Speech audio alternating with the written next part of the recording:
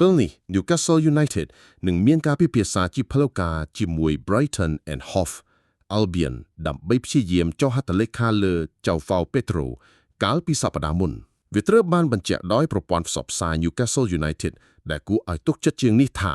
ក្លឹបបានធ្វើការតាក់ទងដំបូងទៅកាន់ Brighton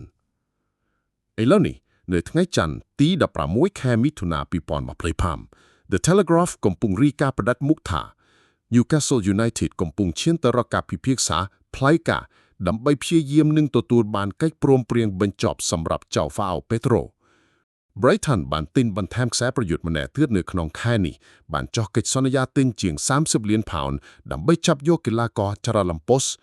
Costolas វ័យ18ឆ្នាំជនជាតិក្រិចខណៈពេលដែលវាមិនមានន័យថា João Pedro នឹងចាក់ចេញដោយស្វ័យប្រវត្តិនោះទេវាប្រកាសជាសមស្របទៅនឹងលក្ខណៈនៃវិធីសាស្ត្រដែលពួកគេប្រតិបត្តិនៅក្នុងទីផ្សារផ្ទេរកីឡាករ João Pedro ត្រូវបានចុះហត្ថលេខាក្នុងតម្លៃ30 លានផោនកាលពី2ឆ្នាំមុននិងទិដ្ឋភាពទូទៅហាក់ដូចជាថាប្រសិនបើគាត់ចាក់ចេញនៅរដូវក្តៅនេះវានឹងមានតម្លៃសរុបប្រហែល60 លានផោនដូច្នេះមានលទ្ធភាពក្នុងការប្រើប្រាស់ប្រហែលពាក់កណ្ដាលនៃថ្លៃផ្ទេរចូលរបស់ Pedro ដើម្បីយកលុយមកបំពេញជំនួសវិញNewcastle United បានចាប់អារម្មណ៍ក្នុងការចុះហត្ថលេខាលើ João Pedro ពី Watford នៅរដូវក្តៅឆ្នាំ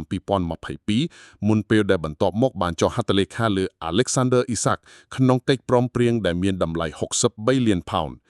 João Pedro គឺជាខ្សែប្រយុទ្ធដែលអាចលេងនៅយួរមុខហើយប្រសិនបើចុះហត្ថលេខាអាចលេងជាមួយ Alexander Isak ក៏បានព្រមទាំងអាចលេងជាខ្សែប្រយុទ្ធកណ្ដាលពេលអវត្តមាន Isak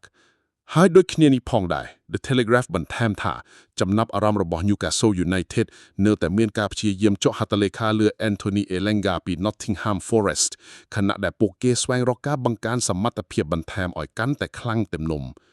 ដូច្នេះ Newcastle United អាចប្រកួតប្រជែងចំណាត់ថ្នាក់ Top 4 នៅរដូវកាលក្រោយរួមទាំងប្រកួតប្រជែងក្នុងក្របខ័ណ្ឌ Champions League ផងដែរ